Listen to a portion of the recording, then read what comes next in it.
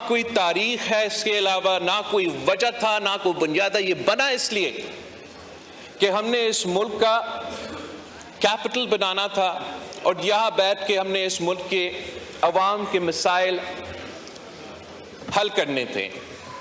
ये बड़े बड़े इदारे, ये बड़े बड़े इमारतें that house the biggest institutions in this country, इस शहर में जो सबसे ताकतवर है, चाहे वो हमारा ब्यूरोक्रेसी का एक पूरा का पूरा बटालियन मौजूद है, सारे मुल्क के सियासतदान हैं, बाकी जो ताकतवर लोग हैं सब इसी शहर में हैं। मगर अफसोस के साथ कि जब से ये शहर बना, जब से इस मुल्क में हम नस्लों से सियासत करते आ रहे हैं, हम जिस काम के लिए हम इधर आते हैं वो हम पूरा नहीं करते। हम यहां पहुंच के साजिशें शुरू कर देते हैं, एक दूसरे के खिलाफ लड़ना को तरजीह देते हैं। कभी एक तिहाई में सियासतदानों की लड़ाई के नतीजे में नुकसान होता है, किसी दूसरा तिहाई में जनरलों की एडवेंचरिज्म की वजह से कोई कू हो जाता है और हम सब का नुकसान हो जाता है। और आजकल जो मुल्क में नफरत की सियासत अरूज पर है, जिस किस्म की तकसीम हमारा सियासत में आज मौजूद है, शायद हमारा तारीख में ऐसे हमने कभी नहीं देखा। और इसी तकसीम और इसी नफरत की सियासत की वजह से पाकिस्तान की अवाम जो इस वक्त मुआशी बहरान से गुजर रहे हैं, महंगाई, बेरोजगारी, गुर्बत से तंग हैं, हम नहीं सही तरीके उनका मदद कर सकते हैं।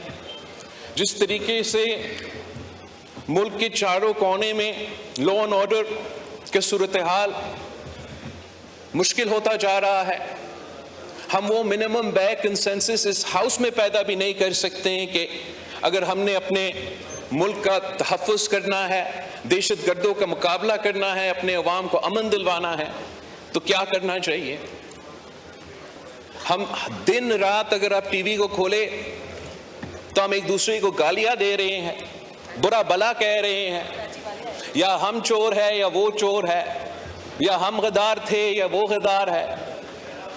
और हमें कहीं न कहीं कोई तरीका निकालना पड़ेगा कि हम अपना लड़ाइयाँ लड़ते रहें, मगर सियासत के दायरे में रह के।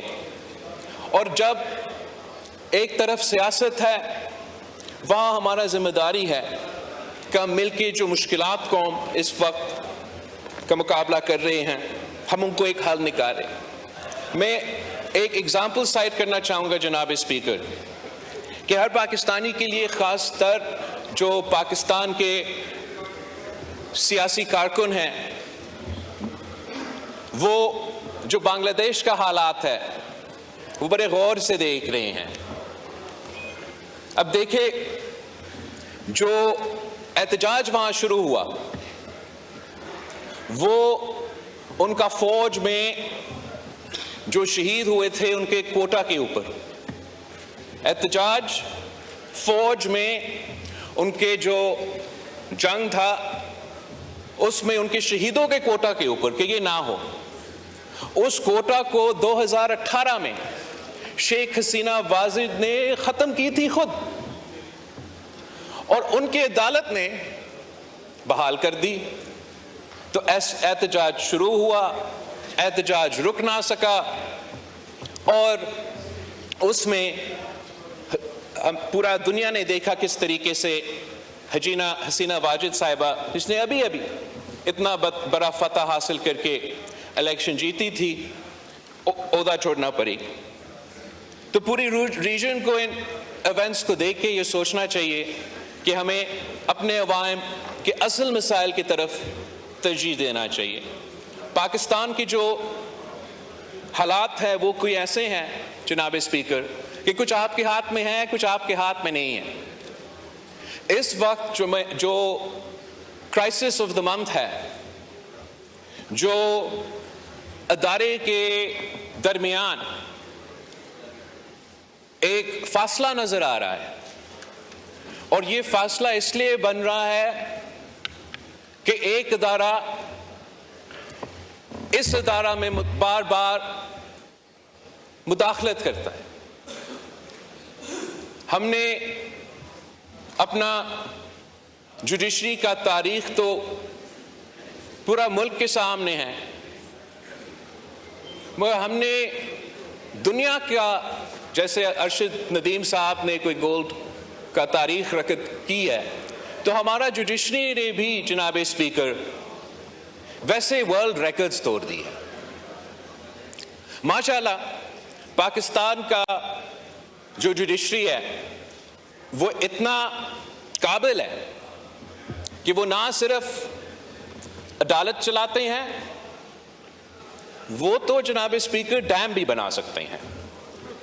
हमारा माशाल्लाह जनाब स्पीकर जुडिशरी इतना अहल, इतना कामयाब, इतना काबिल कि वो इंसाफ भी दिलवाते हैं, डैम भी बनाते हैं, और जनाब स्पीकर महंगाई का मुकाबला भी कर सकते हैं। वो तो समोसे और टमाटर की कीमत भी अदा कर सकते हैं, तय कर सकते हैं। हमारा जुडिशरी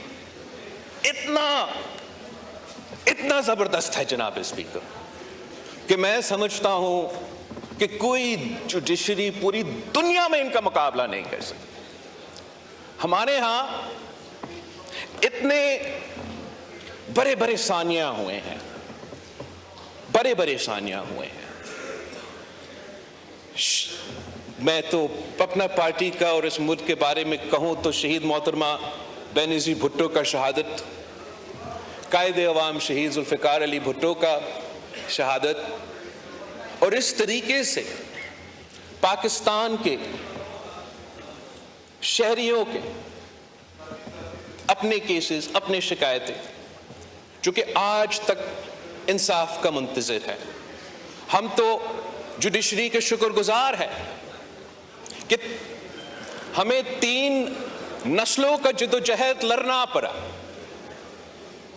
1970 से लेके 2024 तक इंतजार करना पड़ा, बट आखिर कायदे अवाम शहीद जुल्फ़िकार अली भुट्टो को हमारा जुडिशरी ने इस हद तक इंसाफ दिया जनाब स्पीकर, इस हद तक कि गलत हुआ कि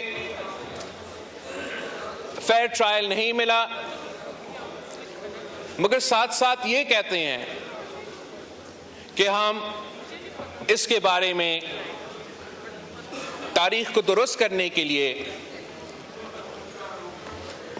कोई वाज़ेह अमल नहीं उठा सकते हैं। जब डैम बनाने की बात आता है जनाब स्पीकर,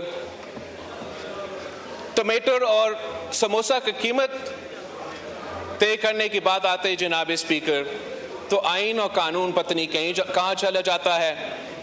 जब इंसाफ की बात आती है तो आइन और कानून को फैसिलिटेट करना चाहिए, हमारा मुल्क में एक रुकावट बन जाता है।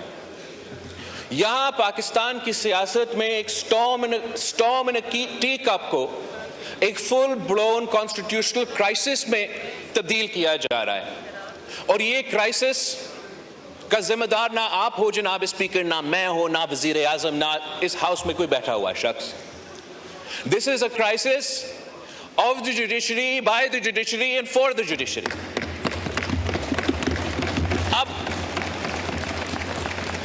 अब कायदे इस बेख्तलाफ से पूछे, क्या मैंने आपका बल्ला चीना था?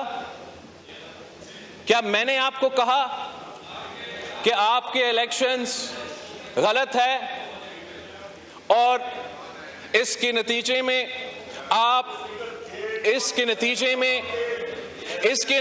में जनाब स्पीकर मैंने इनका तकरीर को जी तशरीफ रखें, वो वाइंड अप करने आप रिस्पॉन्ड करें। भाई मैं आपके खिलाफ कहां बोल रहा हूं? Calm down, calm down.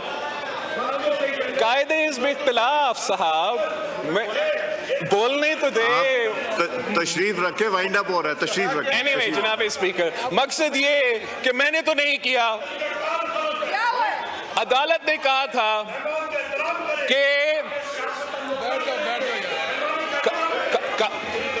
अदालत ने कहा था कि ये तो इन्होंने अपने इलेक्शंस में धांधली की, जिसकी वजह से इनको ना निशान मिलेगा और ये ना जमात रहेंगे।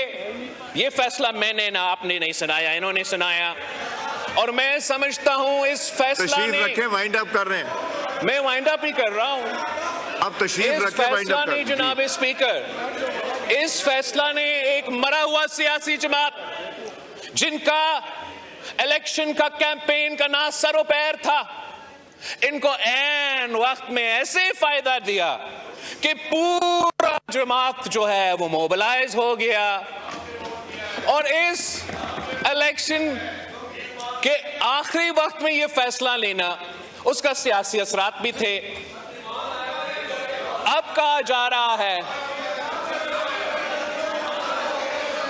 जी कर रहे हैं, वाइंड अप कर रहे हैं। मैं मौलाना साहब को देता हूँ, वाइंड अप करें। अब कहा जा रहा है जी, वाइंड अप कर रहे हैं, तशरीफ रखे, वाइंड अप जा रहा है। अब कहा जा रहा है जनाब स्पीकर कि इनको, अब कहा जा रहा है जनाब स्पीकर, अब कहा जा रहा है जनाब स्पीकर कि असल में हमने ये कहा ही नहीं, असल में हमने ये कहा ही नहीं। असल में ये है कि जो इन्होंने मांगा भी नहीं, जो आईन और कानून में गुंजाइश भी नहीं, हम ऐसी सियासी फैसला देते हैं जिससे इनको बस आप ऐसे दे दे ये सीटें जैसे ये टॉफी है और ऐसे आप बांटे।